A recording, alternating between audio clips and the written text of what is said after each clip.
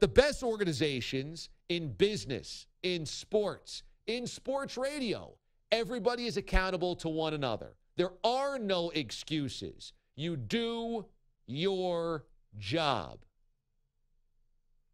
And for Leonard Fournette, a very important piece of their puzzle, sitting him was a big risk. You can sit him, and then you lose that game where you're a big favorite at home. Not only do you lose your slot at the top of the division, but Leonard Fournette is then emboldened. Hey, man, you guys need me. They sit him, they win, and they win the battle and the war. The battle is you get the W yesterday.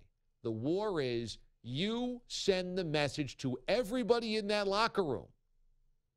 I don't care who you are. Be accountable to one another.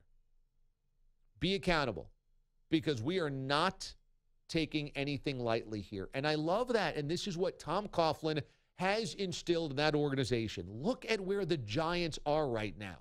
The Giants did need to move on from Coughlin. Coughlin's effectiveness as a game day manager, as a week-to-week head coach had worn thin. His message had worn thin. They were losing games, missing the playoffs. The Giants did need to move on. But look at where they are 18 months after that. The players are going AWOL. They're not listening to McAdoo. They're showing no effort on the field. They're lying down on Sundays. They're pointing fingers.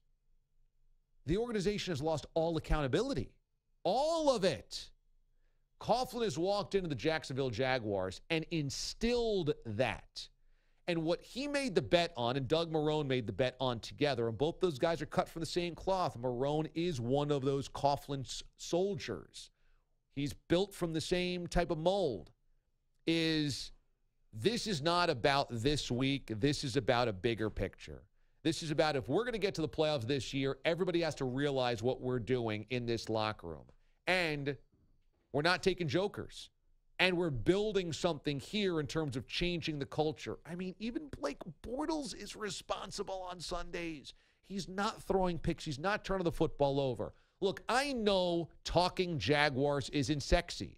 When you turn on your television and you watch any of the talking head shows, the piping hot take brigade, you're not going to be hearing a lot of Jaguars takes. But to me, this is one of the most interesting stories in football, which is why you come here every single day, because this is not the normal parade of hot takes. This is real. The Jaguars are one of the most interesting stories in football because in the span of a couple of months, they changed their culture. It showed you they were not a 4-12 team. They were not that bad. They were not that far off. Blake Bortles is a disaster. The guy is a bust. He's terrible. He'll never be a starting quarterback in this league. The Jaguars have no talent. The Jaguars have no weapons. The Jaguars have no playmakers. And look, yes, they drafted Leonard Fournette. But most of this is taking the same guys that have been there for the last 5 years, and they've built year after year with the draft and instilled a different culture. That's why coaching in football, specifically the NFL, is so much more important than a manager in baseball, than a coach in basketball, than even a coach in hockey. Because if you get the right guy, you can go from 4-12 Jaguars to 10-6 Jaguars. That's how important the coach is. And I'm not putting this all on Doug Marrone because I think a lot of this is Tom Coughlin. But those guys are working hand in hand.